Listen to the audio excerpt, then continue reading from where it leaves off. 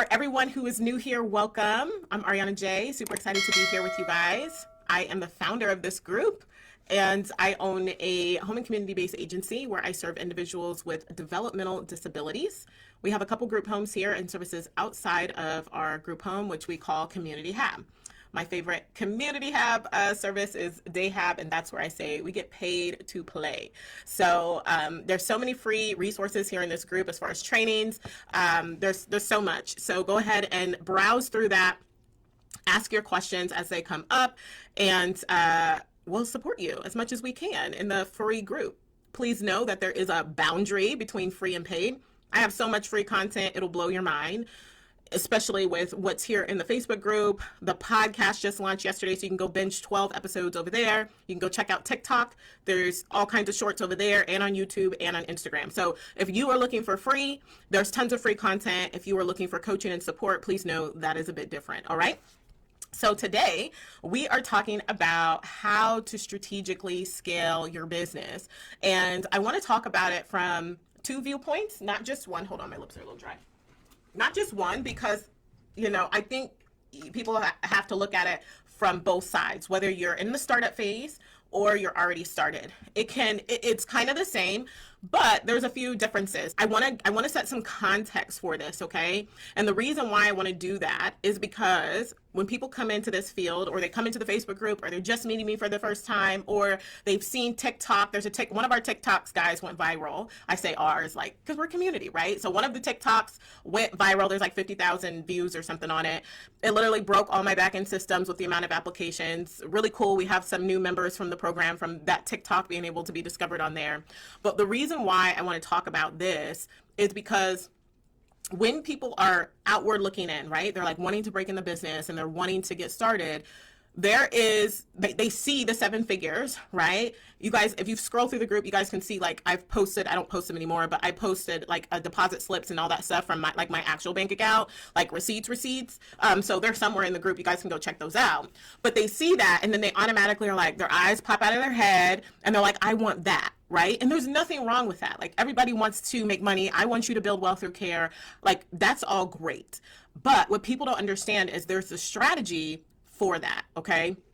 This is not just something that we just start off with and all of a sudden we're there. There's some strategy to it. And I want to walk you through what that's going to look like. It doesn't matter what point you're in. Maybe you're a current provider. Maybe you are just getting started and you're aspiring, right? There's different versions, and I want to paint the picture so it's inclusive of both types, okay? So before I get into it, when I first got started, I saw a smidgen of the vision, right? I saw a smidgen of the possibility, and that in itself got me excited. That in itself allowed me to know the possibilities of this business. But when you start to look at things strategically, the sky, the limit is just it wasn't even there anymore, right? When I was able to calculate how I was going to get to the, 7 figures, my mind blew off. And then when I did it strategically, my head was already gone, right? Because my mind blew off the first time, but it blew off again, okay? It was that crazy that I want you guys to be able to see this. It doesn't matter if you're aspiring or current, right? So before we get into calculating the numbers, the first thing that we have to look at is the vision. What is the vision, right, that is going to allow us, because you have to cast a vision. Most CEOs are visionaries. We see the possibilities of what we want our company, our agency, our organization, whatever you want to say. We see where that can go, right? We see, okay, I want to own multiple homes, right? I want to own 5 homes with 5 beds in them. This is all hypothetical. I do not want to own 5 homes. But what I'm just saying, you know what I mean? So I knew going into it, my vision, it wasn't as expansive as it could have been. So I knew my number at the time was 8. I needed 8 residents to hit my 7 figures. And just that number alone, I already was oh my God, totally doable. We can get to 7, right? We can get to the 7 figures. And then once I was able to have that vision, then it went into, which is our second thing that you need to scale strategically, is doing market research. Yes, guys, I had to do market research, and so do you. So once we have that vision, whether how big or small it is, you still need to go and do your market research, which is the second thing that you need to do. Because even though you have this great vision, if the market doesn't support your vision, then now we have to go back to the drawing board because we might need to tweak some things or change some things. And that's okay, right? That's okay. So with the market research and knowing that the need is there, you basically have a clear path to make your 7. That market research should be telling you what the needs are in the community, what the needs are with the current service or the service that you're going to provide, what's lacking, what you can improve upon, how you can stand out. And the reason why you want to do all of those things in your market research is so when you move to the next thing, which is actually marketing the service that you want to provide, you have the marketing plan laid out. You know what to say, you know what your community needs, you know what they don't need, what they don't like, the type of clientele that, that needs your services. And that information from your market research will allow you to tweak and pivot things. So when you get into your marketing, you know exactly what to say and you know exactly how to position yourself, right? That's so important. People don't like people don't like the market research phase, guys. This is common. It's not the sexy shit like I talk about. It's not I'm not going to say it's grueling, but it's not a fun task. But the thing is, if you can do that and you can do it well and you take your time and you do it thoroughly, when you get to your marketing, you will be able to market with ease because you will already have what people don't want and what people want. And then you can actually talk about what it is that they want, which makes getting clientele and hiring a care team so much easier. So the fourth thing that you're going to need to do now that you've been casting this vision, you're marketing, right? You've done your research, you're marketing, and you know there's a need, and in your marketing, you're getting traction. You're going to want to hire your care team. It's really hard to hire somebody if you don't really know if the need is there, right? And you're like, I'm going to be wasting money on staffing and blah, blah, blah. You're not going to want to hire, and you won't know that you're going to have that clientele base if you are jumping the gun or you don't do your market research properly, right? So as you are bringing on your employees, you're going to be bringing on clientele. And if you are providing a one-to-many service, you have one client and you have one employee to 5 clients if you're doing a one-to-many. So let's talk about what a one-to-many could look like. It could be day hab, it could be employment services, it can be group home, it can be residential, whether it's assisted living or not, right? There's many different services that you can provide in a one-to-many setting. And you can hire, a couple of staff and serve a lot more clientele. That's just the name of the game. Now, if you're hiring a one-on-one where your client and your staff is just them two, then yeah, you're going to need more. You're going to need more employees to the ratio of clients, right? So when you're looking at scaling, it's all about that strategy behind it, along with doing that pivotal piece, that number 2 thing, which is that market research, so that when you move into the other things, whether it's marketing, hiring your care team, serving your clients, the path is lined out. But people don't want to, they don't want to do that market research. And it could be that the type of care that you initially wanted to provide, maybe your community is like, we don't need that right now, or we need that and 2 different things. And then you're able to combine them together and say, look, I offer these things. But if you don't do that market research, you won't know your options. You won't even be able to expand your vision, right? Because you won't know what your community needs or doesn't need. Your vision will only be what you, based off the research you have right now, what you see other people doing, but you won't really know what your current community or your local market needs. And so when you think about how to scale, my vision, remember at the beginning of this, I said I needed 8 to hit $1 million, to hit my 7. Right, to hit my 7 figures. Well, I was able to collapse that and hit 7 figures before I had my 8 residents because I did it strategically, because I was able to look at the market needs and I was able to add services on and really package that for my people. And then when I'm marketing, like, I'm giving them what they want. I'm giving them what they want. So it collapsed that timeline for me to hit 7 figures. I didn't necessarily need 8 residents to do that. I did it in like what, 6, maybe 6 residents. And then I have my other services. So, and I could have did it with less than 6 residents, right? Now I know the secret sauce and the formula because I did the market research. When I tell you we got our first client in our group home the day after we were certified, I shit you not. But that didn't happen without the market research and without the marketing, okay? I took the time, and it was a lot of time that I put into it. I marketed for about 2 months, right? So before I was certified, pending certification, pending license, I was marketing my services. So the day after I was certified, we were able to get a client.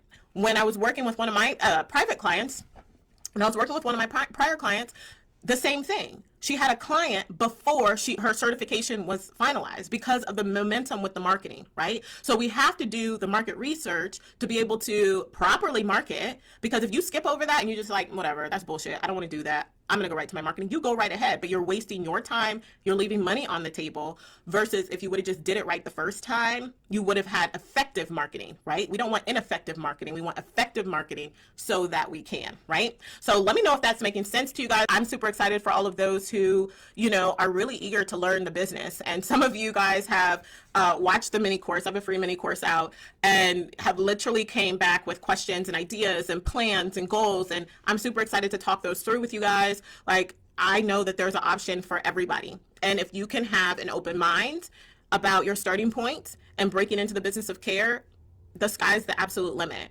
I hear people saying, like, I don't want to work with kids, and that's okay. Or I don't want to do this. That's okay. If that's your hard line in the sand, like, absolutely. I started with working with kids. I did that for 7 years. I made a lot of money doing that, and I made a lot of impact doing that. And I transitioned that to my home and community-based agency. What I ask of you is to have an open mind. And if you can't have an open mind, my program's not for you, right? If you can come into the program and you're willing to do what it takes, and you're willing to roll up your sleeves and have an open mind and give yourself some grace, because it is a very robust program, then the sky is the absolute limit, right? If you lean into the support, you show up to the calls, you ask your questions, you do what you need to do to get to where you want to go, absolutely. But it's the people who come in and they think it's going to be on a silver platter are the ones that aren't that successful. So I invite you to apply to work with me.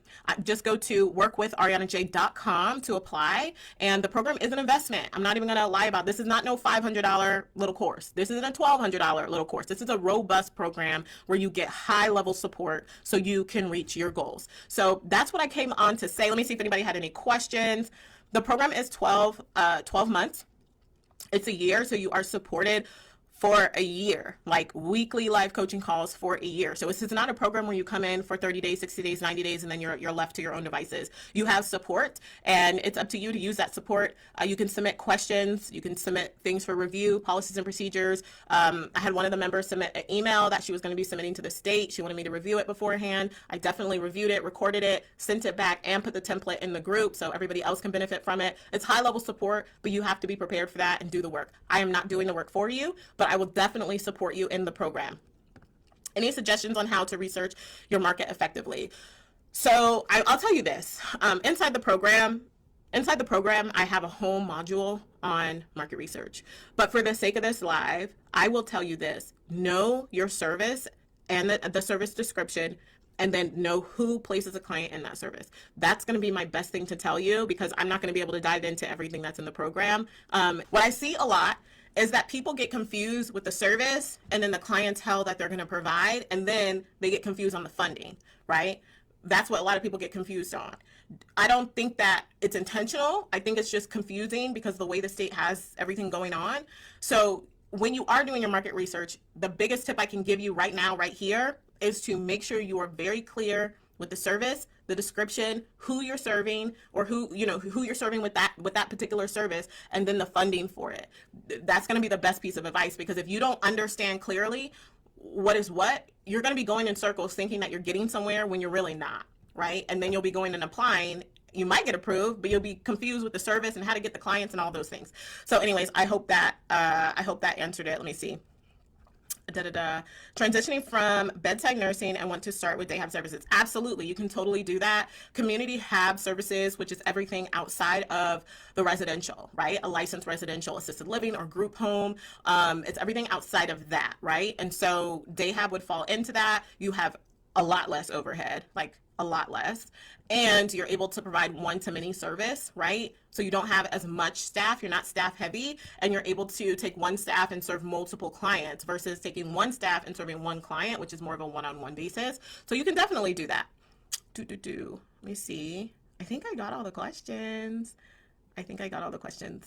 Yeah. Anyways, so Josh, you asked, do you have financing? I think you're asking about the program.